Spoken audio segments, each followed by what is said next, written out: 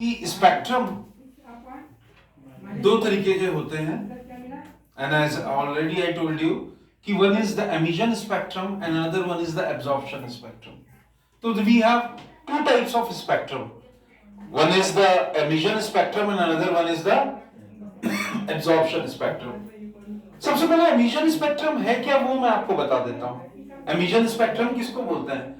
जब रेडिएशन किसी सोर्स से निकल रहा है, जैसे सूर्य की रोशनी, प्रकाश की किरण, सन से जो रेडिएशन बाहर निकल रहा है, आपको मालूम है कि 8 मिनट 20 सेकंड या 23 सेकंड लगभग कुछ लगता है सन की लाइट को अर्थ तक पहुंचने के लिए.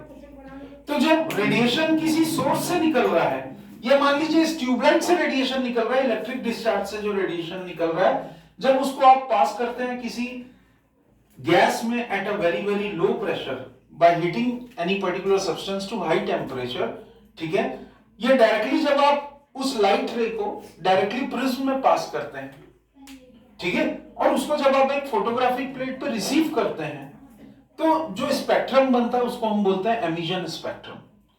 और एमिशन स्पेक्ट्रम जैसे मैंने आपको बताया दो तरीके का होता है. कौन कौन सा?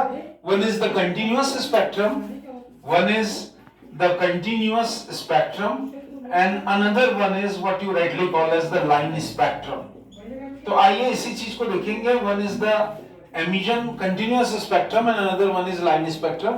सबसे पहले हम लोग स्टडी करेंगे continuous spectrum के बारे में. तो continuous spectrum के बारे में मैं आपको समझाने की कोशिश करता हूं. आप लोग अगर ध्यान से देखेंगे तो शायद ये आपकी समझ में आ जाएगा. क्लियर? अब मैं इसी चीज को आप देखिए, मैं ये सोर्स ऑफ व्हाइट लाइट है और इस व्हाइट लाइट को मैं इस प्रिज्म से पास कर रहा हूं. आप लोग देख सकते हैं जब हमारे पास व्हाइट लाइट का कोई सोर्स होता है और जब मैं उसको किसी प्रिज्म से इस तरीके से पास करता हूं, when the source of white light is pass through a prism, तो वो बैंड ऑफ 7 कलर्स में डिवाइड हो जाता है. It gets divided. मैं इसको आपको स्क्रीन पे दिखाता हूं. ये देखिए आपको 7 कलर्स दिखाई दे रहा होगा. It gets divided into, ये देखिए ये दिखाई दे रहा है आपको रेनबो कलर्स. तो when a source of white light is passed into a band of 7 colors, when the source of white light is passed into a band of 7 colors, it is when a source of white light is passed through a prism, then that gets splitted into a band of 7 colors, and this band of 7 colors is commonly, हमारे पास photographic plate तो नहीं है लेकिन हम इसको इस तरीके से अपने स्क्रीन में ऑब्टेन कर रहे हैं. तो ये आपको देखिए 7 रंग इंद्रधनुषी रंग में 7 कलर्स में आपको दिखाई दे रहा होगा. अब दिख रहा है क्लियर?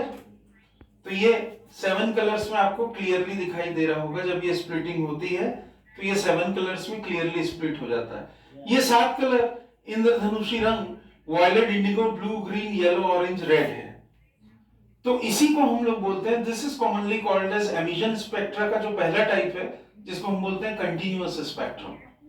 तो this is an example of continuous spectrum. ये आपके लिए फिजिक्स और केमिस्ट्री दोनों में बहुत इंपॉर्टेंस रखता है. ओके